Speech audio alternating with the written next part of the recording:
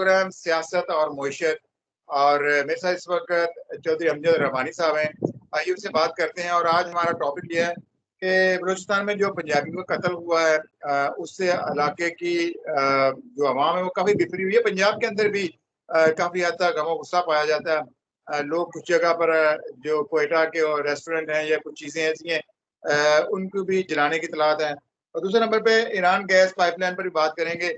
Even सुबह सरदारी साहब ने पिछले दौर में शुरू किया था, एक ऐसा एग्रीमेंट किया गया कि आज हमें वो आलमी अदालतों में लेके जाने वाले। आप देखते हैं हमारे हुक्मरान आगे से आप क्या कैसे डिफेंड करते हैं। और तीसरा टॉपिक ये होगा कि पार्लियामेंट का इजलास बुलाया जा रहा है, अब उसमें एजेंडा क्या होगा वो हम उस पर बहस करेंगे। मेरे साथ चौधरी अमजद रहमानी साहब हैं, उनसे बात करते हैं। रहमानी साहब क्या कहेंगे? पहले तो हम आगाज करते हैं कि जो कल एक खून की होली खेली गई, यकीन जाने जब हम सोचते हैं कि एक निहत्ते आम पाकिस्तानियों को गाड़ियों से निकाल कर गोलियों से छन्नी किया गया, ऐसा ऐसा कभी हो सकता है कि एक इंसान दूसरे इंसान को बगैर किसी वजह से कत्ल कर दे और खून बहाए? ना कत्ल होने वाले को वजह का पता है, ना कत्ल करने वालों को नहीं पता। तो ये सिलसिला एक ऐसा ऐसा चल पड़ा है जिसका कोई इंतहा नहीं है। और ये सुबाइयत, लसानियत, फिरकाबंदी, मतलब हम एक पाकिस्तानी कौम थे। और कभी कभी हम सोचते हैं कि हम दुश्मनों के एजेंडे पर खुद अमल कर रहे हैं, और अब ये देख रहे हैं कि ये वक्त आएगा कि हम एक दूसरे को बर्दाश्त नहीं करेंगे। और जैसे हमने बंगालियों को अलहदा किया और आज फिर तो तारीख दोहराई जा रही है। कभी हमने सोचा है कि हमने गलतियों से सीखना है या गलतियों पे गलतियां दोहराई जानी है? क्या कहेंगे कारा साहब? बिस्मिल्लाहिर्रहमानिर्रहीम। काजी साहब, बहुत शुक्रिया, आपने इतने बड़े मामले पे आज मेरी जो है वो मबजूल कराई नजर। सर, बात यह है कि पाकिस्तान में आज से नहीं, ये हमारा अलमिया है कि हम शुरू दिन से ही बटे हुए हैं आपस में। कभी बिल्कुल। फिरके के नाम पर, कभी बरादरी के नाम पर, कभी तड़े के नाम पर, कभी पार्टियों के नाम पर। ये हमारे अंदर ना एक डिवाइड बड़े सगीर के मुसलमानों की बात करें तो यकीनन हम कलमे की बुनियाद पे इकट्ठे हुए और एक कौम बने, और फिर हमने अंग्रेजों से लड़कर, हिंदुओं से लड़कर, सिखों से लड़कर एक अपना एक खिता हासिल कर लिया। लेकिन उसके बाद फिर हम वो जो कायद का पाकिस्तान था वो तो टूट के उनमें से एक बांग्लादेश बन गया जो मशरकी पाकिस्तान था। अब क्या करने जा रहे हैं? अब पाकिस्तान को हम मजीद तोड़ने जा रहे हैं, जिस जिस बुनियाद के ऊपर अब ये चल पड़े हैं, जिस जिस जिस बेस के ऊपर ये अब कत्लो गारत करना शुरू कर चुके हैं। जी बिल्कुल यही एजेंडा है सर। आप पहले दिन से ये उनका ये भारत का एजेंडा है। देखें, जब पाकिस्तान का ये जो डिवाइड हुआ था ना हिंदुस्तान, उस वक्त ये 1941 में ये डिवाइड हो गया था पाकिस्तान की, जो डिवाइडिंग है ना हिंदुस्तान की, ये हो गई थी। ये बाद में 1947 में ये अपने बामे रूज को पहुंचा है। तो उस वक्त ही इनका ये था कि इनको अलग अलग सूबे कर दिए जाएं, क्योंकि उस वक्त जो अंग्रेज थे ना, उनको अमेरिका ने कहा था कि पाकिस्तान को हमारे, ये हिंदुस्तान जो है इसको हमारे तसल्लुत में दो और इसके टुकड़े करके हमें दो। ये उस वक्त की बात है कायद साहब, ये पुरानी तारीख है, जरा पढ़ के देखें इसको। ये बड़ी भयानक तारीख है सर। अब अब आते हैं कि हालिया हालात पे जो इस वक्त चल रहे हैं।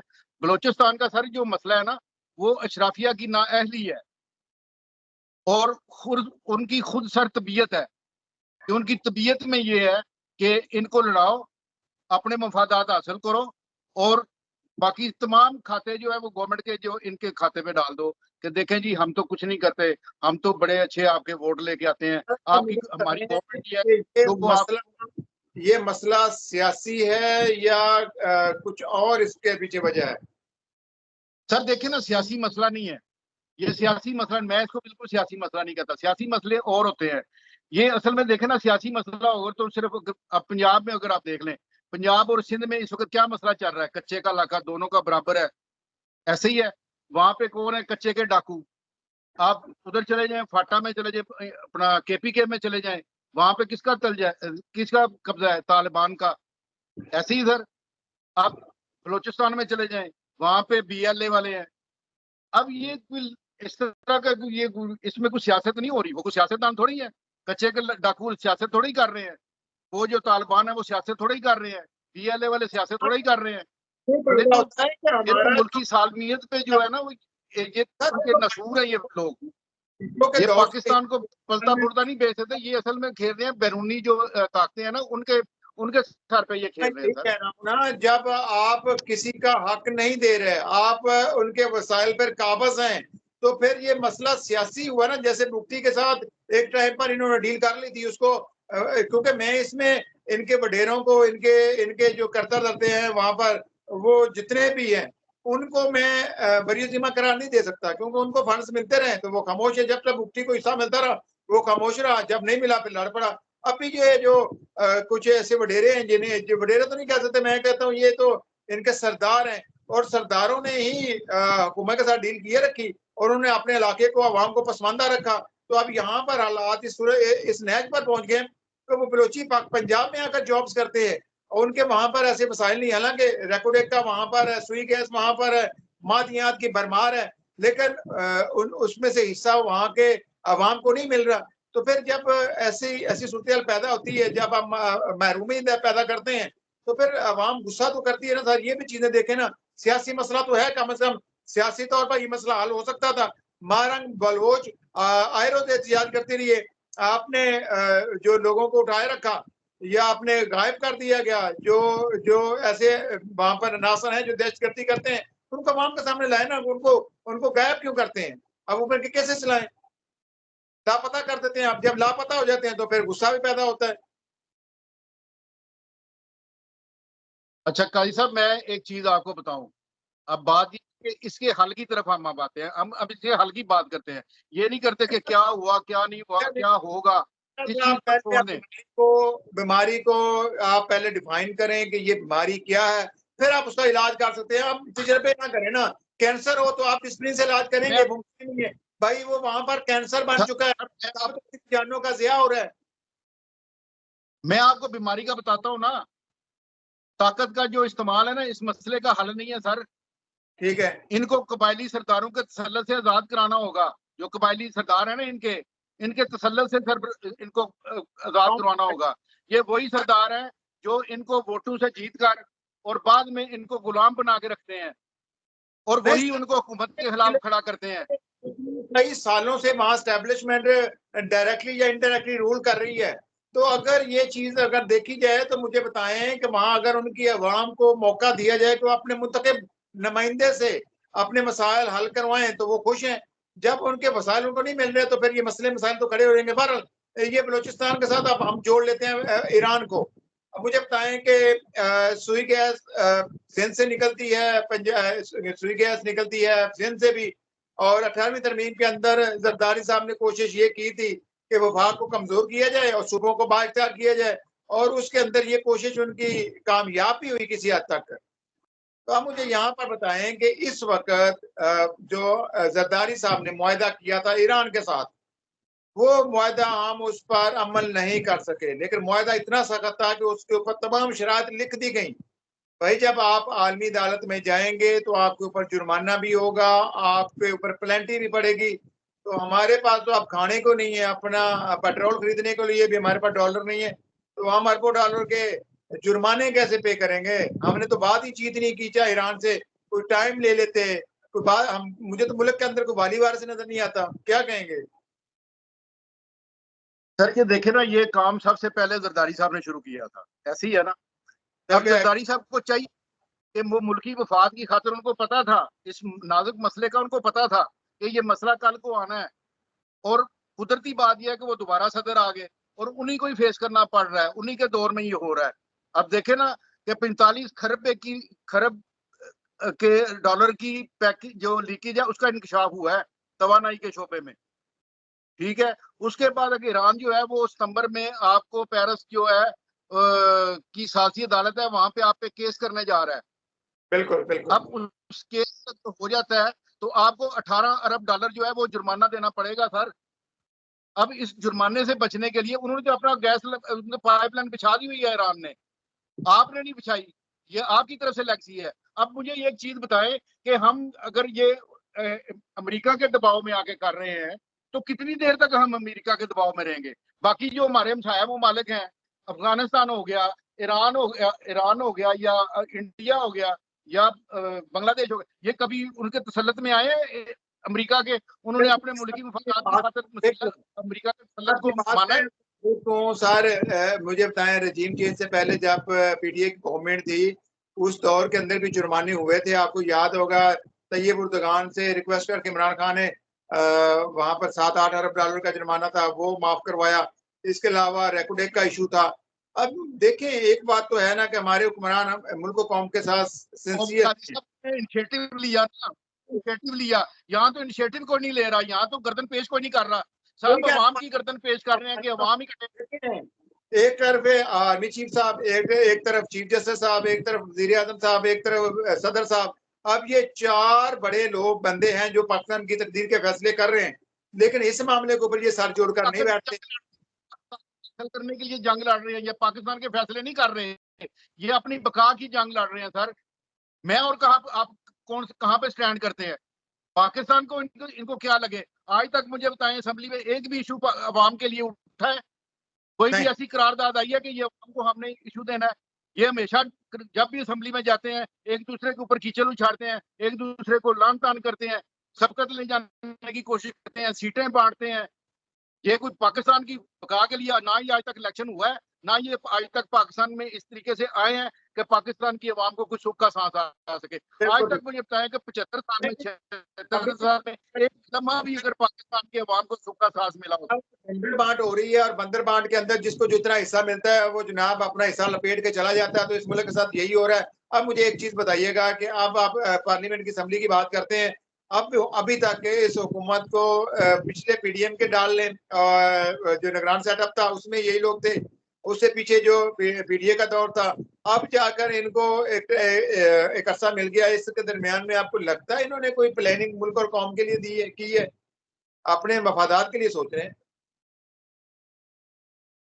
सर मैं अर्ज कर रहा हूँ ना, आप देखें, काजी फायदी साहब की एक्सटेंशन का मसला आ गया है, फिर आर्मी चीफ की एक्सटेंशन का मसला आ जाएगा। मैं तो कहता हूँ कि इनको ये जो इस वक्त लगे हुए हैं ना, जो अरबाब इख्तियार है, जो सीटों पे बैठे हुए हैं, इनको ताहयात दे दे इनको नौकरी। क्योंकि आपकी जो मिडिल क्लास के जो बच्चे हैं, जो पढ़ लिख के हैं, वो सारे आउट ऑफ कंट्री जा रहे हैं, वो फेड अप हो चुके हैं इस पाकिस्तान से, उनके लिए नौकरी नहीं है। हमेशा यहाँ पे रिटायरमेंट लोगों के, जो रिटायर हो जाते हैं लोग, उनके लिए निकल आती है जॉब, उनके लिए अपॉर्चुनिटी निकल आती है। और जो बेचारे पढ़ के बड़े इंटेलेक्चुअल बच्चे हैं, जो पाकिस्तान के कामों में अपना हिस्सा डाल सकते हैं, पाकिस्तान के मफाद में अपने आप को पेश कर सकते हैं, उनके लिए हमारे पास एक सीट भी नहीं है। ठीक है, उनको हम बाहर भेज रहे हैं, और अगर सीट होती भी है उसका कितना रेट होता है कि पाकिस्तान अफोर्ड ही नहीं कर सकते। बताएं, अब पार्लियामेंट का इजलास बुलवा लिया गया है, आपको क्या लगता है अभी ये अपने एजेंडे के लिए, अपने मकसद के लिए, अपने मफाद के लिए कानून साजी करेंगे? इनको ये नहीं नजर आ रहा होगा कि देखें जी, आईपीपीएस ने इतनी बिलों की कीमतें बढ़ा दी हैं, इसके अंदर कुछ बेहतरी लाई जा सके अवाम के रिलीफ के लिए, कुछ कच्चे के डाकुओं के लिए और कुछ दहशतगर्दी के लिए। ये सोचें, सब जोड़कर बैठे और इसके ऊपर कोई डिबेट करें। वो कहते हैं जी कि जो अब आज सुन लें, आईपीपी का सुन लें। आज सेक्रेटरी पेट्रोलियम ने पता है क्या स्टेटमेंट दी है उधर असेंबली में? उसने कहा जी कि आईपीपी के जो मुआहदे हैं वो हम नहीं खोल सकते, हम खोलेंगे तो हमें जनाब उसके लिए सामना करना पड़ेगा। अब देखो कितनी बुरी बात, कितनी चंबे की बात है। मेरे लिए तो डूब मरने का मकाम है कि ये जो आईपीपी के ओनर हैं ये पाकिस्तानी है, ये पाकिस्तान से ही मुनाफा कमा रहे हैं, पाकिस्तान को ही दे रहे हैं, और कहते हैं जी अगर कल को हमारे खिलाफ कोई अगर आपने बात की तो हम इसको आलमी अदालत में लेके जाएंगे। यार क्या क्या बात है आपकी? और पाकिस्तान का खाते हैं, पाकिस्तान को गुराते हैं, ये कौन सी बात है? ये इतना नहीं कह सकते कि यार हमने 10, 12, 15, 20 साल हमने पाकिस्तान को लूट लिया है, अब हम वॉलंटरी इस चीज को खत्म करते हैं और हम पाकिस्तान की जो बिल्डिंग है, पाकिस्तान का जो बनने का संवरने का टाइम है, उसमें अपना हिस्सा डालते हैं। अब आप बताएं कि कल जो अगर पार्लियामेंट का इजलास होता है उसमें क्या होगा? अब जो सारी जो करारदादें पेश की हैं वो प्राइवेट तरीके से आई हैं, गवर्नमेंट का उसमें कोई असर नहीं है। अब प्राइवेट कौन है? नूर आलम खान। नूर आलम खान किसका बंदा है? जेयूआई का मौलाना फजलुर रहमान साहब का। और मौलाना फजलुर रहमान साहब उन करारदादों को ऑन ही नहीं कर रहे। अब वो कह रहे हैं जी कि हमारी तरफ से नहीं है, अब वो उसने शायद अपनी तरफ से पेश की है। ये क्या खिचड़ी पकी हुई है? हमारी तो समझ से बाहर है चीजें सर। अब कल वो विड्रॉ करते हैं, मौलाना फजल रहमान साहब क्या करते हैं? एक्सटेंशन देते हैं, नहीं देते? इलेक्शन में जी साहब, एक चीज तो समझ आ गई है कि सबसे इनमें से काया सियासतदान इस तरह फजल रहमान है, और उसने तो साफ इनकार कर दिया कि हम आपको वोट नहीं देंगे। ये जो कानून साजी करने जा रहे थे, आइन साजी करने जा रहे थे, उसमें इनके तो अपने मफादात हैं और उसी के तहफ़्फ़ुज़ के लिए कोशिश कर रहे हैं।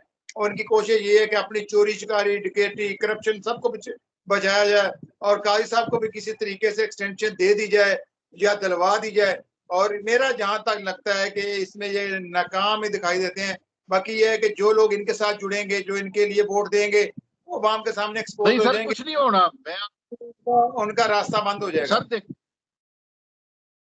आपकी बात बिल्कुल बजाय, मैं आपकी तमाम बातों को एंडोर्स करता हूँ, ठीक है। लेकिन बात यह है कि इन चीजों का हल क्या है यार हमारे पास? हम हल की तरफ क्यों नहीं आते? हम सवाल ही उठाते रहते हैं, हम किसी से पूछ नहीं सकते। हमारा कोई राइट नहीं है कि हम किसी से पूछ लें।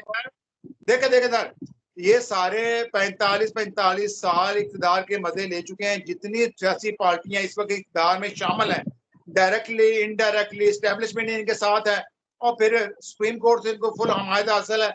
मुझे पता है इतनी स्ट्रॉन्ग गवर्नमेंट कभी होती है तो उसके पास इख्तियार भी होता है तो वो डिलीवर क्यों नहीं करती। अब इनके पास कुदरत ने इनको मौका दिया था लेकिन इन्होंने ये मौका ज़ाया कर दिया है। अब भी अवाम कैदी नंबर 804 और पीटीआई चेयरमैन की तरफ देख रही है और इमरान खान अंदर जेल में बैठ के उसका कद काट आप देख लें कहां तक पहुंच चुका है और अब वो सियासत का महवर वो बन चुका है। तो एक चीज वाज़ेह हो गई कि मुल्क और कौम रहती है, अवाम रहती है, हुक्मरान बदलते रहते हैं, सरकारी अफसरान और ओहदे बदलते रहते हैं। ये चले जाएंगे, नए लोग आ जाएंगे। जब नए लोग आएंगे, लेकिन जो ये रीत पैदा करके जा चुके हैं, इन्होंने हर तरह की आइन शिकनी की है। इन्होंने सुप्रीम कोर्ट के ऑर्डर्स को जूते की नोक पर रखा है। फिर इलेक्शन कमीशन ने किसी चीज को भी नहीं माना, अपने मनपसंद फैसले किए। तो सर जब मुल्क में ला कानूनियत हो जाती है फिर मुल्क का बेड़ा गर्क ही होता है, फिर मुल्क का निजाम नहीं चलता। ये तो ऑब्वियस बात है सर। ये तो बिल्कुल, अब देखे ना, अब ये चीज एक अंधे को भी पता है, कि गूंगे को भी पता है, कि बहरे को भी पता है। जो बिल्कुल शाही लोग जिसको आप कह रहे ना, ये चीजें सारी उसको पता है। वो भी बड़ी अच्छी तकरीर कर सकता है। लेकिन इसका हल क्या है सर? हल की तरफ हम कोई भी नहीं आज तक हमसे आया। ना हमने पेश किया तजियाकारों ने, ना इन्होंने कोशिश की। हालांकि सबको पता है कि हल क्या है, किस तरह हल होनी है ये चीजें। सर लेकिन इस चीज की तरफ सर मुझे एक ख्याल नजर आता है, अवाम ने 8 फरवरी को इलेक्शन में अपना वोट दे दिया हुआ एक पार्टी को और उसके बाद आपने देखा फॉर्म 45 के बदले गए, फॉर्म 47 के जो है लोग उनको मुसल्लत किया गया और वो हुकूमत बनाई गई और उस हुकूमत के ऊपर तो उनकी उनकी जो क्रेडिबिलिटी है वो ही खत्म हो चुकी है। उनके ऊपर कोई एतमाद करने को तैयार नहीं, कोई दोस्त मुल्क आपको मदद करने को तैयार नहीं। आए में अपने आप को ठींगा दिखाया हुआ है।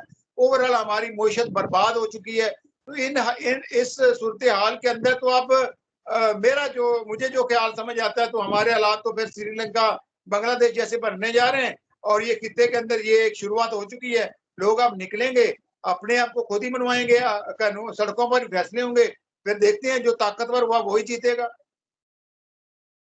सर मैं कहता हूँ काजी साहब, हमें दुआ करनी चाहिए कि अल्लाह करे वो वक्त हमें ना दिखाए जो बांग्लादेश और श्रीलंका ने देखा है।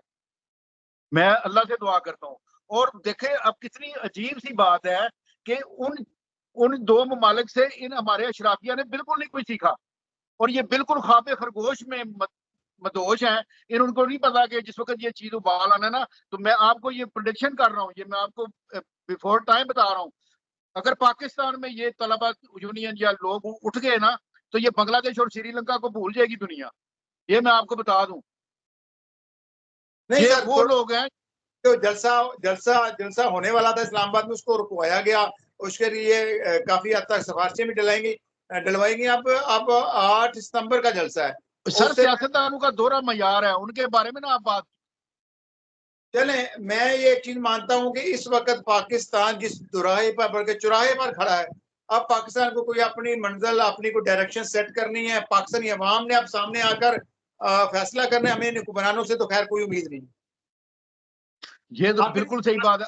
मेरी बात सुने, हमारे पास असल में सर इस वक्त हमें ना कोई लीडर नजर नहीं आ रहा।